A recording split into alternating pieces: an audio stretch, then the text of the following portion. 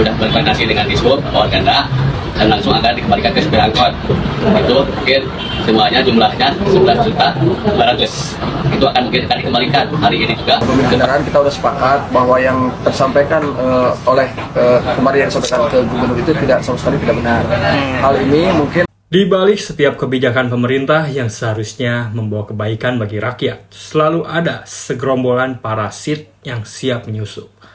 Kali ini premanisme terselubung terjadi di wilayah yang seharusnya aman ya. Jalur Puncak Bogor, Jawa Barat. Uang kompensasi yang diberikan kepada supir angkot disunat oleh oknum-oknum yang mengaku sebagai penyandang wewenang. Mereka bilang itu sukarela, tapi tarifnya jelas dipatok sebesar Rp200.000. Apa itu sukarela? Atau justru pungli berselubung kebijakan? Bagi para oknum ini, mata mereka langsung bersinar hijau setiap kali melihat uang, tak peduli siapapun yang dirugikan. Yang penting kantong pribadi mereka penuh, dan mereka tahu seharusnya supir angkot itu bisa hidup dengan tenang, dengan kompensasi yang diberikan oleh pemerintah. Tapi mental preman ini justru memanfaatkan kesempatan. Langsung saja, mari kita bahas.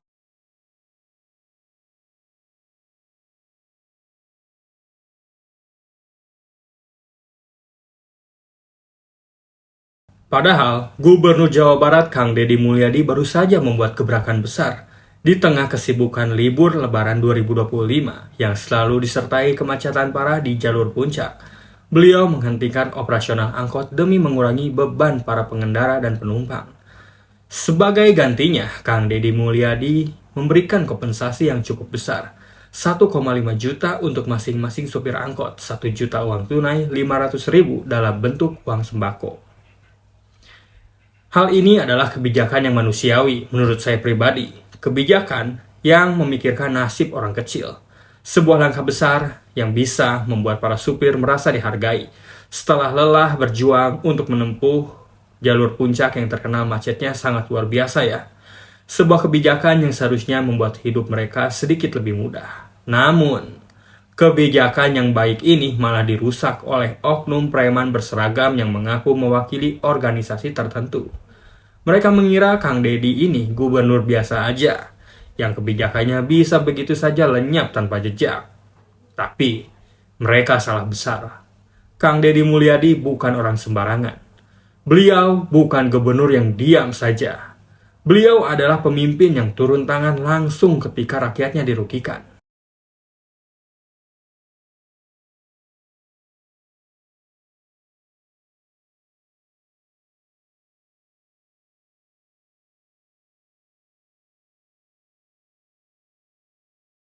Saat informasi tentang pemotongan ini sampai ke Kang Deddy Mulyadi, beliau langsung memerintahkan tim investigasi untuk turun ke lapangan. Dan ternyata, apa yang disampaikan oleh para supir angkot itu benar adanya.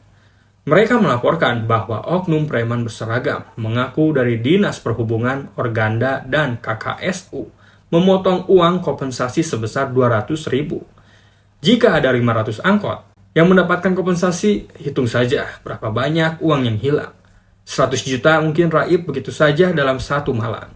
Para supir pun bingung. Mereka hanya diminta untuk menyerahkan uang tanpa tahu pasti untuk apa dan siapa yang menerima. Mereka bahkan tak mengerti alasan pemotongan ini yang dilakukan oleh oknum-oknum yang mengaku petugas. Yang lebih mengejutkannya lagi nih, si KKSU ini bukanlah kelompok resmi, melainkan hanya kelompok orang biasa pengangguran yang mencari celah untuk meraup keuntungan pribadi tanpa bekerja. Modus mereka sederhana, mengatasnamakan organisasi kemudian memungut uang paksa. Gimana nih menurut kalian?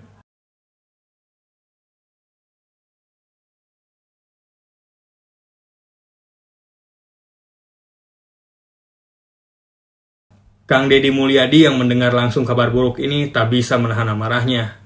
Beliau berjanji akan mengambil tindakan tegas. Pemotongan uang kompensasi yang sudah menjadi hak supir angkot itu tidak bisa dibiarkan begitu saja. Hukum harus ditegakkan. Untuk para pelaku, proses hukum akan berjalan.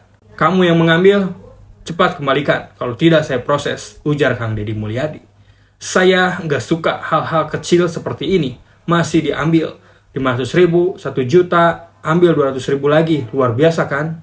Kang Deddy bukan hanya berbicara saja, tapi beliau bertindak. Kang Deddy Mulyadi bahkan menyatakan akan menyiapkan uang pengganti untuk supir angkot yang telah menjadi korban.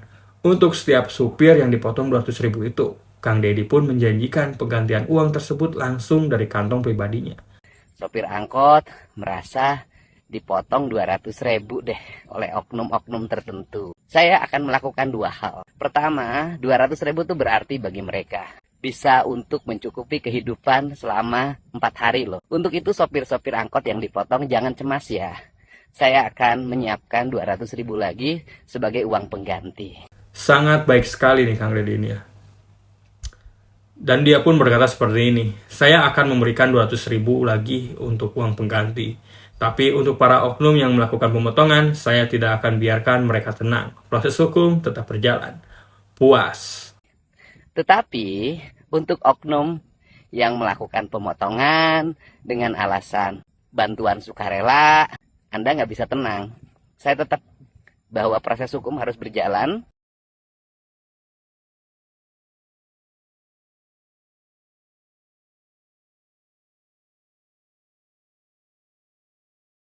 Kang Deddy Mulyadi menegaskan bahwa ini bukan hanya soal uang, ini soal prinsip.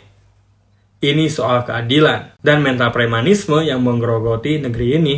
Langkah tegas ini diambil agar tidak ada lagi yang berani melakukan hal yang sama di masa depan.